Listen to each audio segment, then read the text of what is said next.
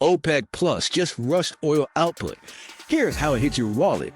Gas prices are about to change again, and not in the direction most people are hoping for.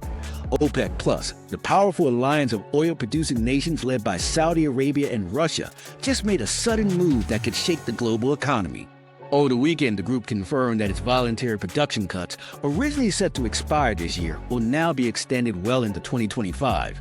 For everyday Americans, this isn't just some distant geopolitical shuffle. This decision will hit your wallet directly, from the price of gas at the pump to the cost of groceries, airfare, and even the electricity bill. So what exactly happened?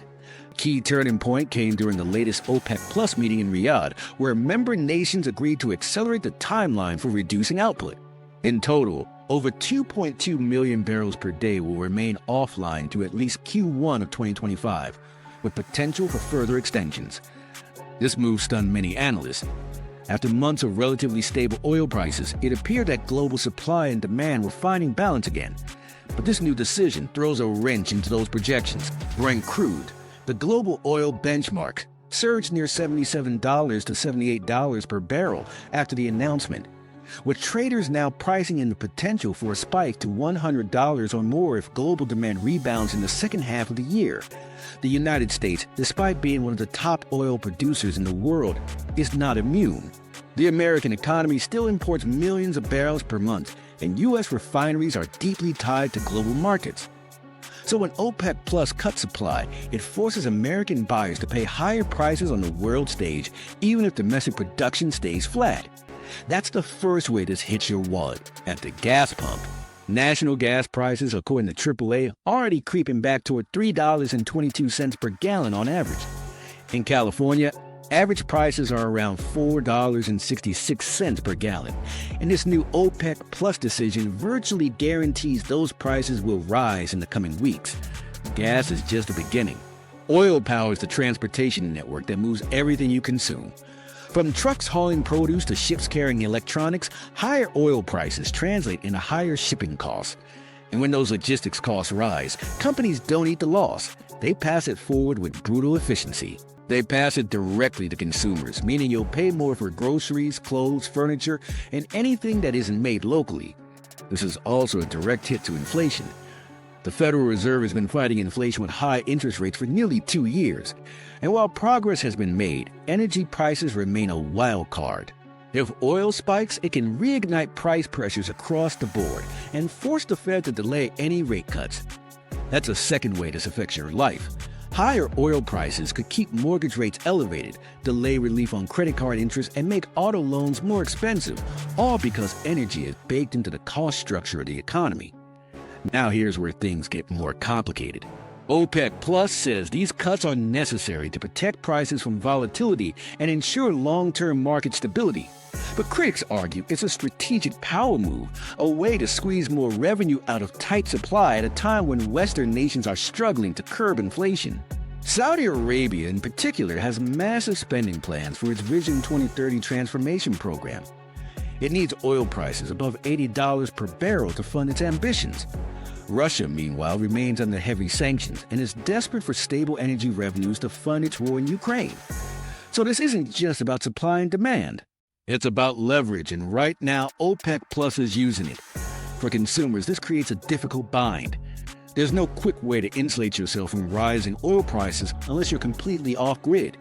And even then, the ripple effects will still reach you. Airfare, for example, is already showing signs of climbing as jet fuel costs rise. And summer travel season is just beginning. Families planning vacations could be hit with higher ticket prices, plus inflated costs for rental cars and hotel stays. There's another layer to this that most people aren't seeing. The U.S. Strategic Petroleum Reserve, once a massive emergency stockpile, is now sitting near historically low levels after aggressive drawdowns over the past 2 years. That means the U.S. has far less room to buffer price shocks if oil surges again. Back in 2022, the Biden administration released over 180 million barrels from the reserve to combat high prices.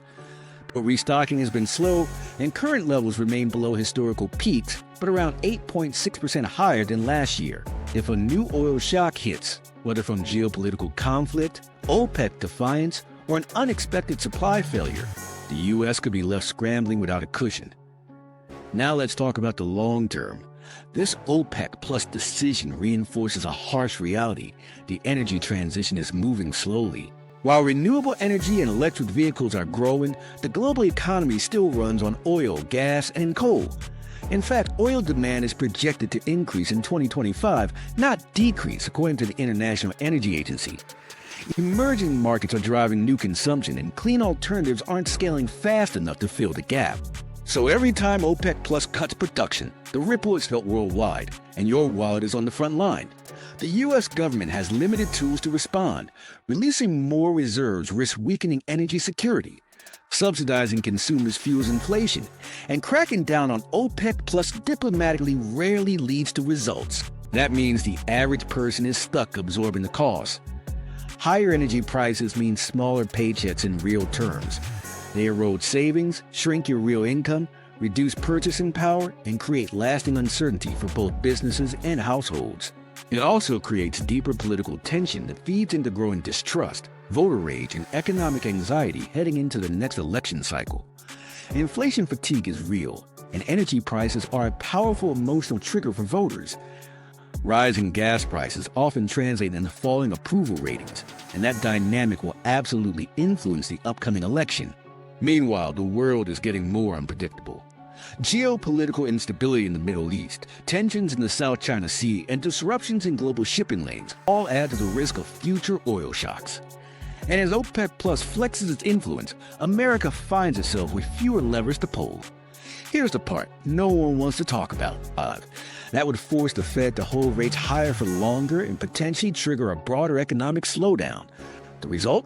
Stubborn inflation, stagnant wages, and a return to recession-like pressure, all because of a decision made by a group of oil ministers thousands of miles away. There's still time to prepare. Pay down high-interest debt, reduce unnecessary travel expenses, cut energy usage where possible, and consider ways to lock in fixed costs for the next 6 to 12 months. The less exposed you are to fluctuating energy prices, the more control you have over your financial future. And keep watching OPEC Plus. Their next meeting could trigger another wave of volatility, and the markets are already on edge. Gas prices, grocery bills, airfare, energy security. It's all connected, and it's all being recalibrated right now. So stay sharp, track the data, and keep your expenses lean. Because this oil war isn't over. It's accelerating in ways most people won't see coming. And if you want to stay ahead of the next financial shift, make sure you subscribe. The next chapter of this story could hit even harder, and you don't want to miss it.